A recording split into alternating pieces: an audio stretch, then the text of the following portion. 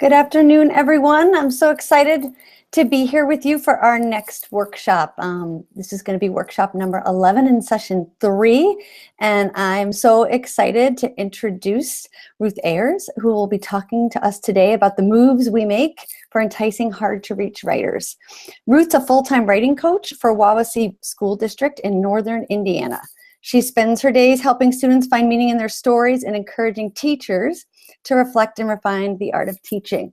I would say she also helps us become better writers. At least I can speak for myself, joining lots of things that she does online in terms of writing. Ruth previously taught 7th grade in Wawasee Middle School for 4 years, and she wanted to become a teacher because she wanted to have a positive impact on the lives of middle schoolers. In her free time, Ruth likes to read, write, take photos, walk, and cook. But in reality, she spends most of her time with her husband, Andy, and their 4 children. So I'm so excited to be part of this today, and I'm going to hand it over to you, Ruth. Enjoy. Thanks, Claire. Hi, everybody.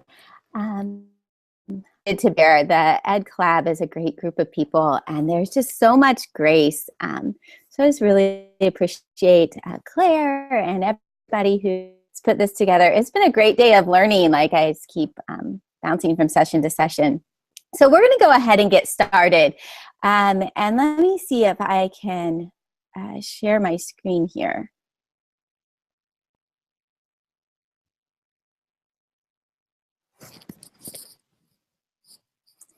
All right, so I think I've got a couple things I'm going to try to go back and forth for us so that we can, talk face to face and then see some of these images.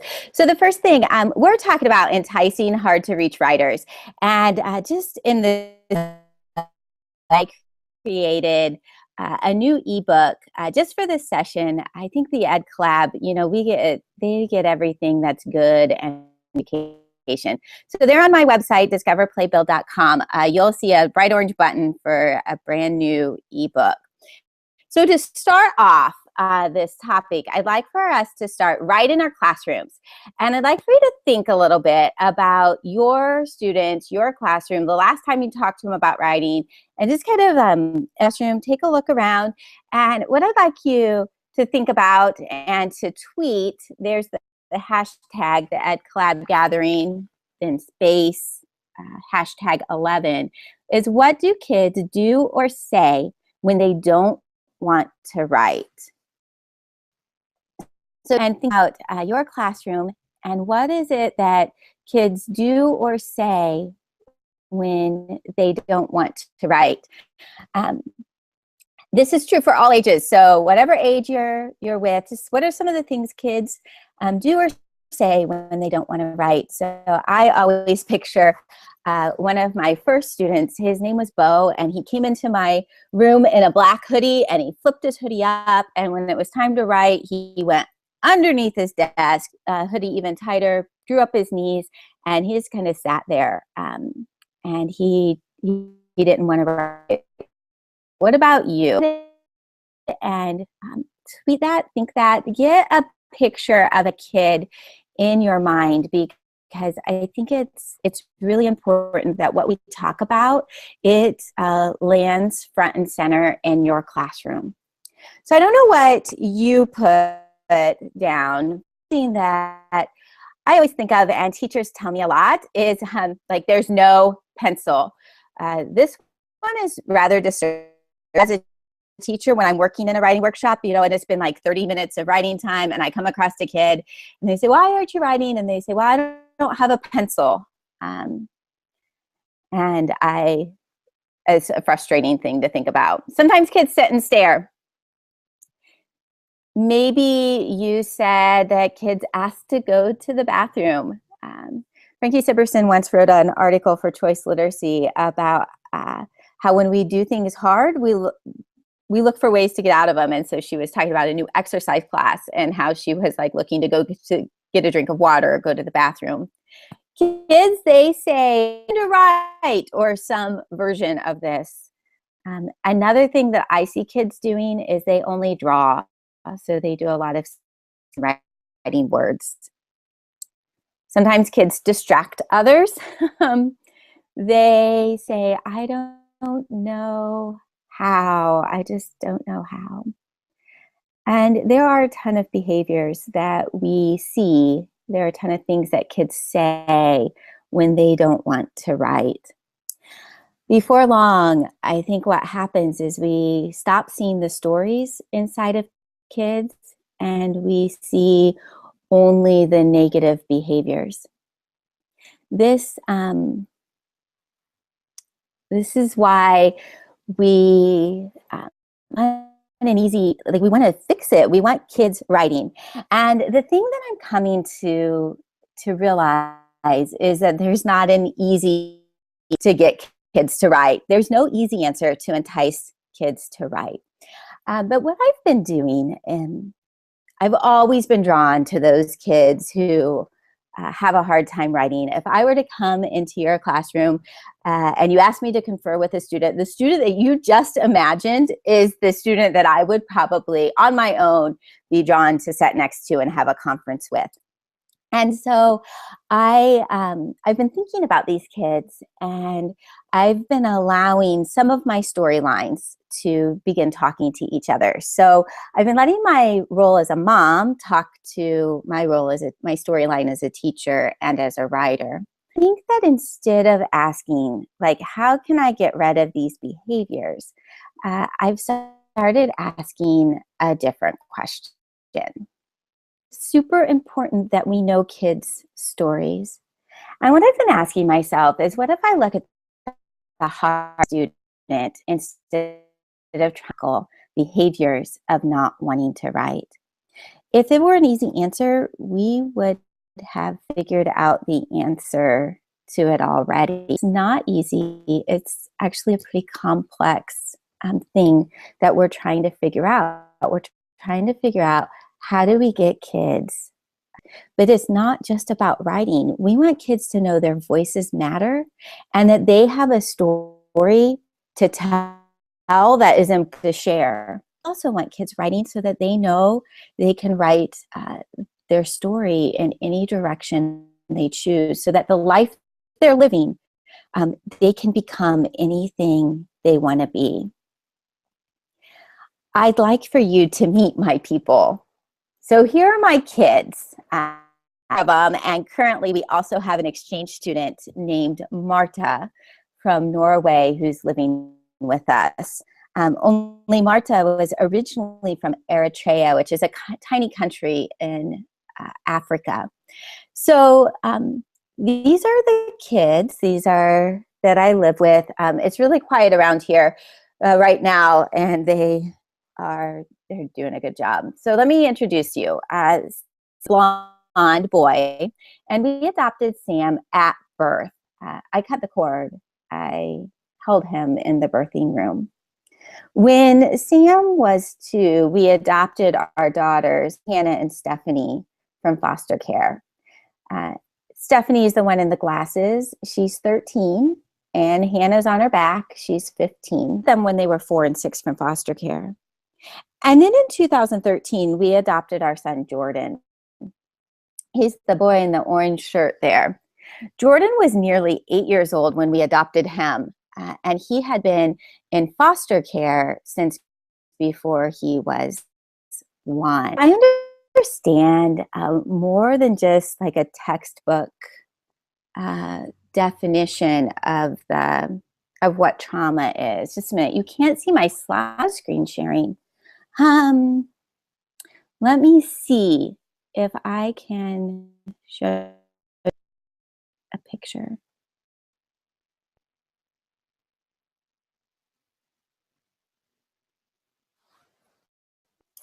So there's the kids. I'm not sure if you can see them or not. And when I'm in full screen, I'm not able to see the chat, Claire. We can see your slide now. I get back on my train of thought. Oh, good. Looks like you saw them. So I wanted to show you these kids because they really influence the way that I entice writers. So it goes back to that idea that it's not an easy fix. So we have to understand really what's happening for kids. And so um, let me show you here. All right, I hope that you can see this.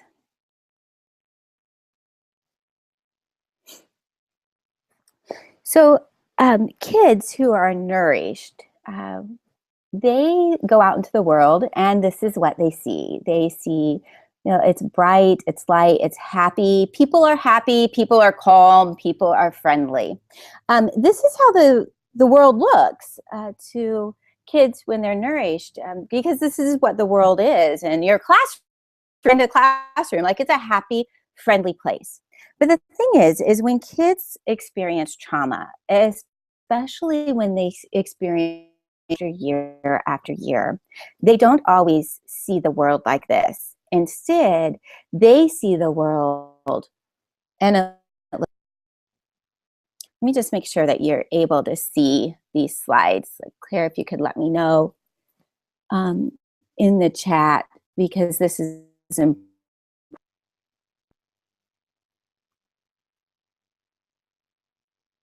Okay, great.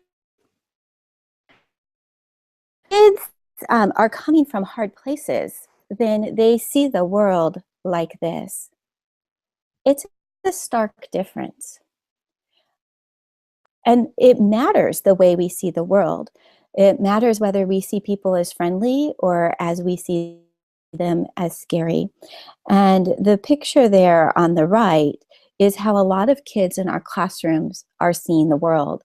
It's how the kids that my husband and I adopted from foster care, they see the world. And it has taken years of see like the world isn't a dark and scary place, that you can trust people and it can be a pleasing place.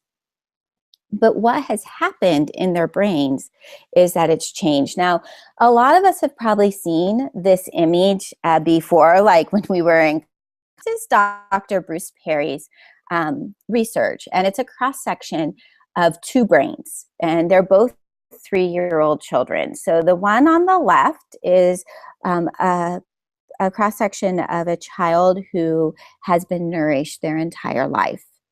And the one on the right, a section of a child who spent their entire life in a Romanian orphanage. So they experienced extreme neglect. And the differences are stark. I mean, we can look at the size of the brain, we can look at the thickness of the membrane. But what I'd like for you to take a look at and just notice is the center part, the dark places there on the center.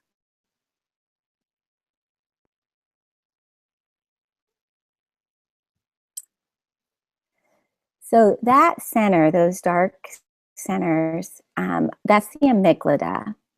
And the amygdala is the part of our brain, or the amygdala is the pair. It's the part of our brain that's the emotional control center.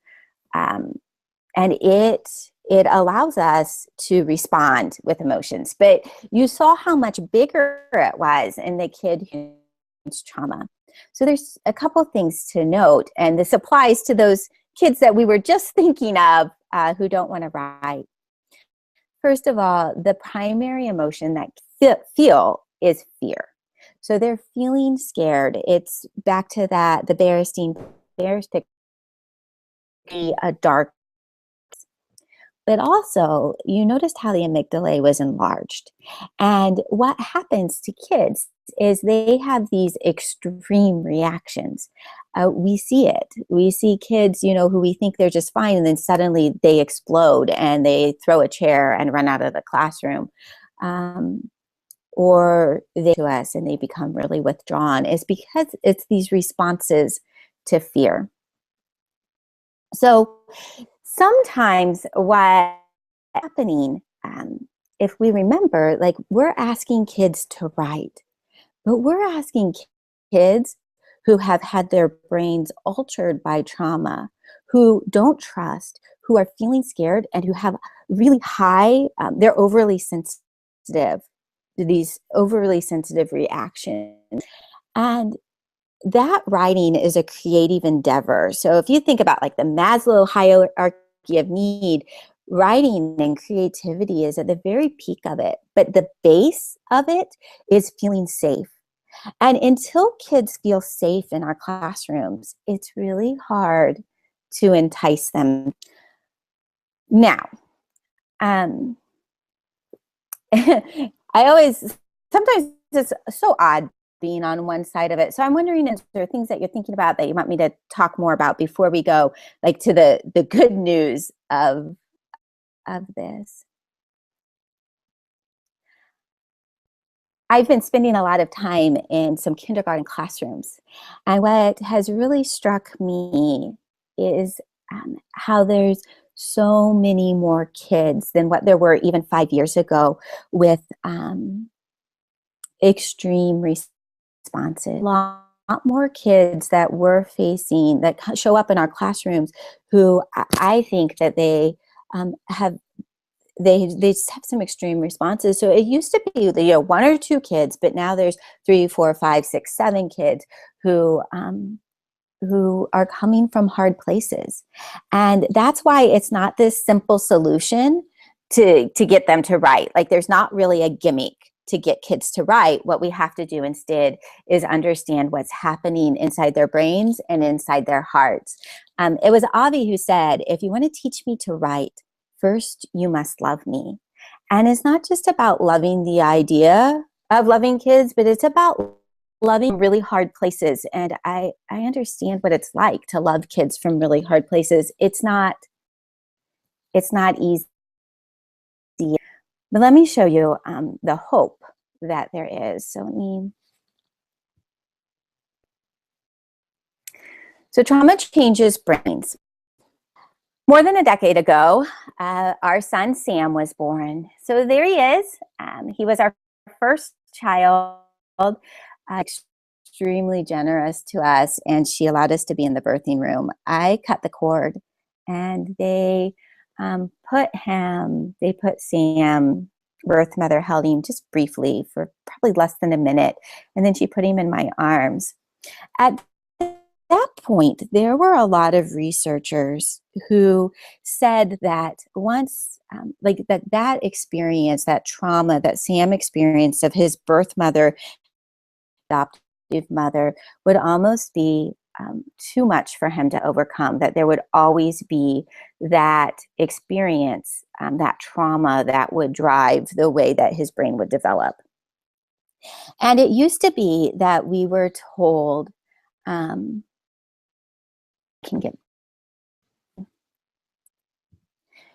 it used to be that we were told, and I know like when I was in college, and maybe when you were in college too, that what happened to a child before they came to school in those first 5 developmental years would stay with a child. And brain researchers used to believe that kids wouldn't be able to overcome when their brains were altered, like when those amygdalae enlarged, that wasn't something that could be overcome. But what has happened since my kids have been born in the last decade or so is researchers are learning that that's not true. That instead, the brain it's like plastic. It can be remolded. And what can happen inside our brains and inside kids who have come from trauma is that the neural pathways can actually be rewired. And that children can, in fact, and that they can heal from these hard places that they come from. Interestingly enough, the way a brain is healed is the same way it is nourished in the first place. It is healed by meeting a need. So, and he was in our, he would cry and we would feed him. He would cry because he changed and we would change his diaper. He would cry, he'd have a need, I'd meet his need. He would cry, he'd be hungry, and he would meet his need. It was as simple as that. It was simply, now kids like my son Jordan, who was in foster care before the age of 1, his needs were not always met. And because his needs weren't met, the trauma affected his brain. The same is true for my daughters. But by meeting needs, their brains can heal. And so scientists, they now know that our brains are more like plastic. In fact, they call it, the big fancy word that we really don't need to know as teachers, is neuroplasticity. But what we do need to know as teachers is that we can actually heal brains. We can help kids overcome these hard starts. And we do it by filling needs. Now, it sounds simple, right? Baby cries, fill a need. Baby cries, fill a need. But ask anybody with a newborn, they're going to tell you, like, more than likely, there's somebody watching this that had like 2 hours of sleep last night because they were up all night long with their newborn, with their infant. Like, it's not easy to fill needs. And I think that as kids get older, it becomes less easy because sometimes they're not nearly as cute, if we're really, really honest about it. So as teachers, we have kids coming to us that are from hard places, feeling scared, and they're not feeling safe. And when we're scared and not feeling safe, it's really hard to engage in a creative endeavor like, and they're not disengaging because they're feeling willful. They're doing it because from fear.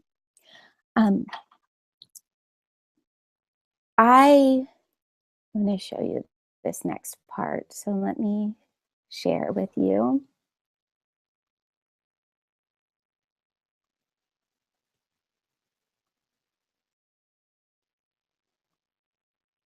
All right, so this brains heal in the same way healthy brains develop at the start of life. We fill the need. This is a kindergartner, and I just took this picture the last time, it was just a couple weeks ago. We were on spring break last week, and the last time I was in the classroom, I took this picture. And I just want to, when I took it, what I was doing is I was sitting next to Brody, and I was watching him work. Don Graves taught us that if we want to learn what kids need as writers, then we watch them work as writers. And I was watching as a writer, and I was just incredibly fascinated by him. He was using the word wall and writing words. He would start to write a word and add a space and keep going. He was stretching words. It was just such hard work. Like, there is so much that happens writing on the page that I was reminded how much kids really do as writers. And so it's this idea of filling needs. And if we're not sure how to fill needs as writers, then what we can do is we can watch kids. I just sat and I watched him. It was 8 minutes. I watched him. I took pictures of him. I made notes of what he was doing so that I can fill his need. The need that I think a lot of kids who are coming from hard places, whether that's a chronic hard place like my son Jordan, or whether it's an acute place where, maybe it's a rough spell. It doesn't have to be these extreme needs. It doesn't have to be kids that have orphanages for their whole lives. It can sometimes be like a big brother went off, or a big sister went off to serve in the military. It can be a grandma passed away. It can be a mom got sick. It can be a new baby was born. Like, there's all these ways to experience different levels of trauma, and it's up to us to fill the need.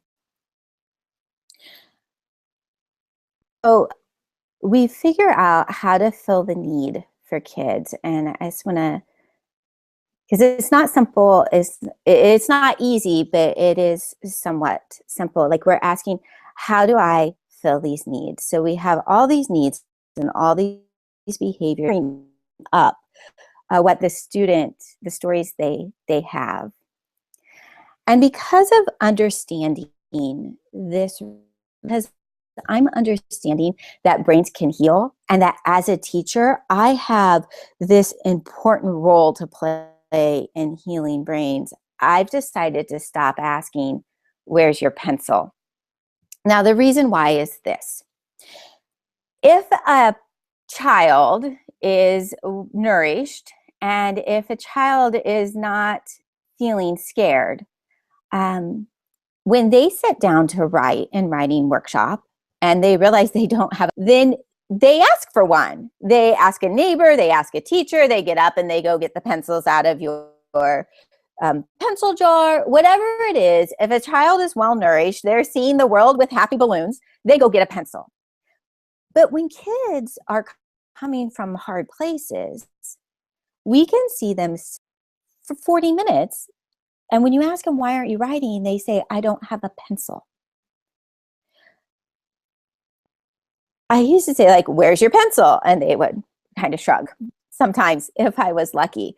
I've decided to stop asking, "Where's your pencil?" because really the way that it would work is shrug and kind of sink back. They would withdraw.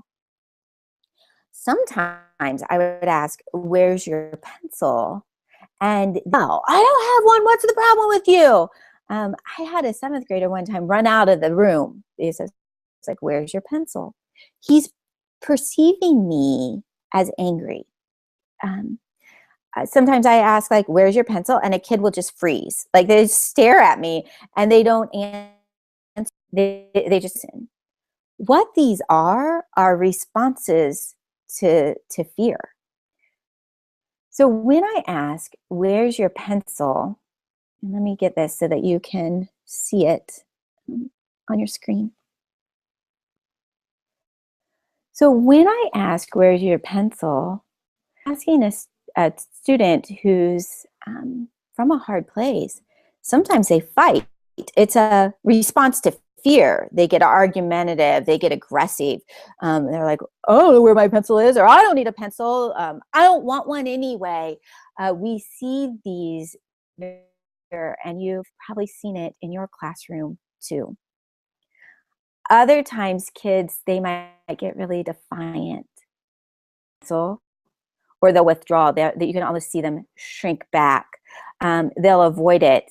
Uh, they'll like they've been writing, because then when you do the scan, you don't even notice that they don't have a pencil because they're pretending like they're writing. It's a response to fear, and it's the response of flight. Other kids freeze. They shut down, clam up, go blank. Um, really wide-eyed, and we can see in their eyes this response to fear because their pupils have gotten bigger, um, and they visibly shrink back. How do I fill these needs? Well, if a student doesn't have a pencil, I give them a pencil, and if you watch, what happens is I begin to take that away. I fill the need. As I fill the need, we see these behaviors begin to uncover the child that's behind it. Because what I want to see is the student. What I want to see is the story. And what I want that child to know is not just that they need to write during writing workshop, but that their voice matters and that they have a story to tell. That the only way I'm going to get this child to tell a story is if I fill their needs, beginning with making sure they're in a safe place. I have decided to choose good for what's best.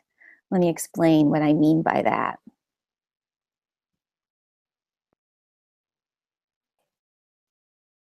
To teach children responsibility. And it is good and necessary in writing workshops to expect kids to have their supplies, settle in, and write. That's good. However, it's best to fill a need. And so I don't see handing a child a pencil as as enabling them. I don't see that as making them less responsible. what I see that as is building, just like when we have an infant and the baby cries and we change their diaper, or the baby cries and we feed them. Just because kids are older, when kids are older, not just because, but when they're older, they show us their needs in a different way. And if a child is sitting without a pencil, I'm going to fill the need. I'm going to give them a pencil. I'm going to settle in right down next to them and help them get started. This is important that that child learns they have a worthy story to tell. And they're never going to learn that if I'm fighting without a pencil. So it comes back to watching kids, watching what they need. They're really looking at what they need, because the need is not just that and being on task. The need is that they know their voice matters and that we teach them a way to get their voice into the world. Let me flip back to the screen, the slideshow. I hope that you'll join me, deciding to trade what's good for what's best, because really what needs to trump everything in our writing workshops is that we fill the needs of the children before us. I've really spent a lot of time thinking about whether it's necessary, whether it's essential that children write stories. And I've come to the conclusion that it's not essential. That there's all kinds of really healthy adults who don't spend a lot of time putting words on the page. I do believe that writing workshop is essential. It is critical. We need time for students, daily time, extended time for students to learn how to communicate their message, tell their stories, to learn how to voice their opinions. Kids, more than any other time in history, need to know that they matter. And also that just because they're on one path doesn't mean that's the path that they stay on. Because they're coming from a hard place doesn't mean that they will always be in a hard place. When kids learn that their voices matter, when they gain the confidence to share their opinions and their stories and their messages with the world, then they can write their stories any way that they want. This is why writing workshop is so very essential. I've been thinking and debating about to share what to say for us to understand. You see, I have my kids, and 3 of them from foster care. One of them, 13, she's in the 7th grade, and when we adopted her, she was in a therapeutic preschool for children who were ages 2, 3, and 4 with anger issues. I kind of liked not knowing that there were therapeutic preschools for children. Like that there are enough children in our world that there's a need for therapeutic preschools for kids with anger issues. My daughter Stephanie was in one. She spent the early years of her life experiencing chronic trauma, and her brain was altered because of that.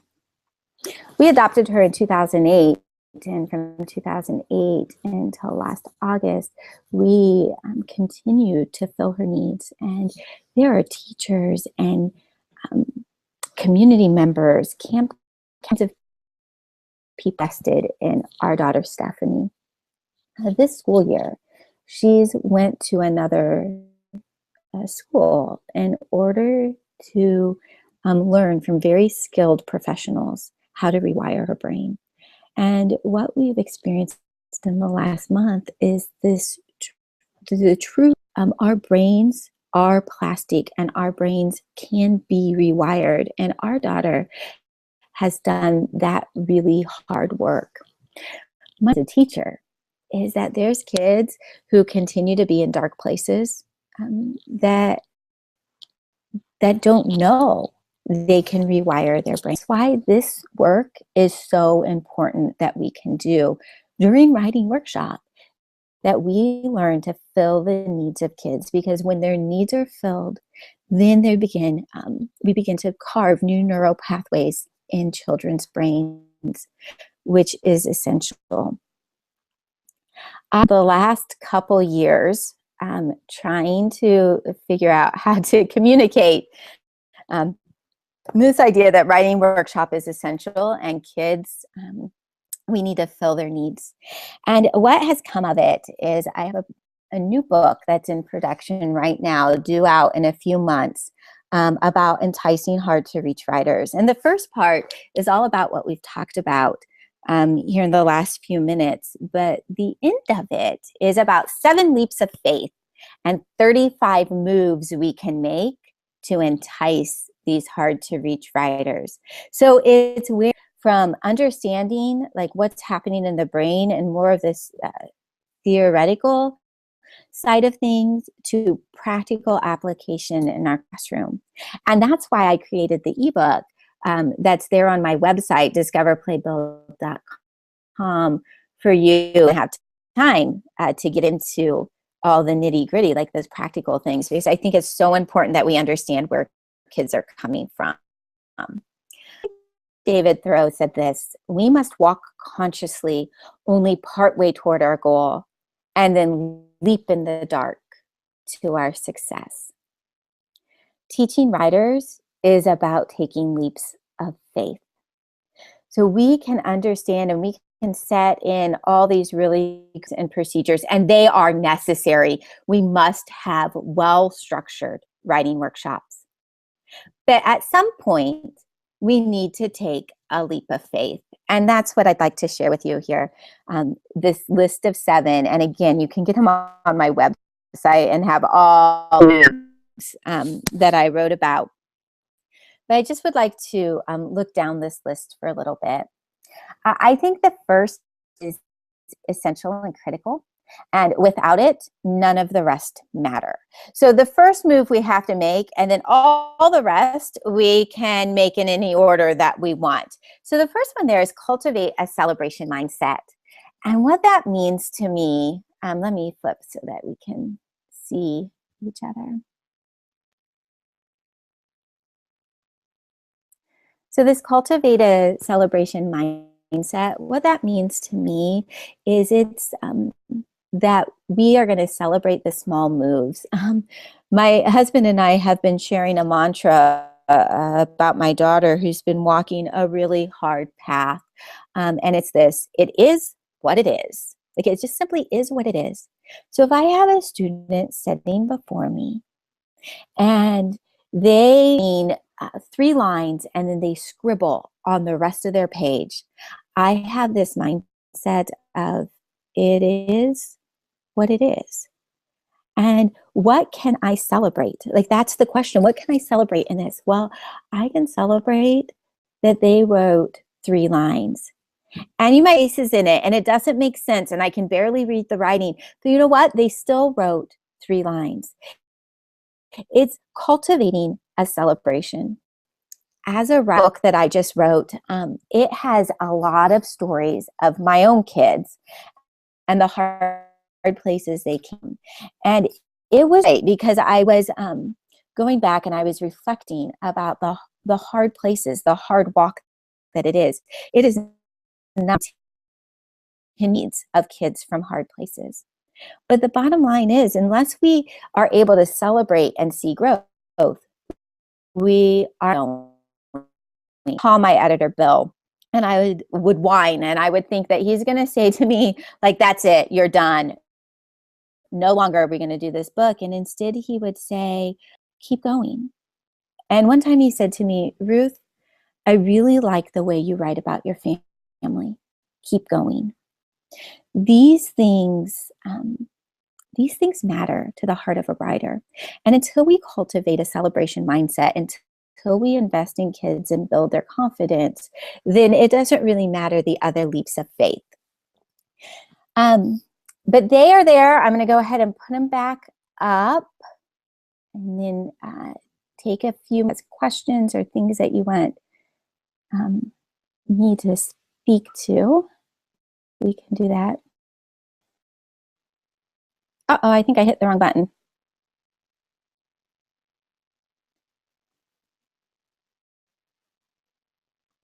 Let me try again. Okay, there we go. So there they are.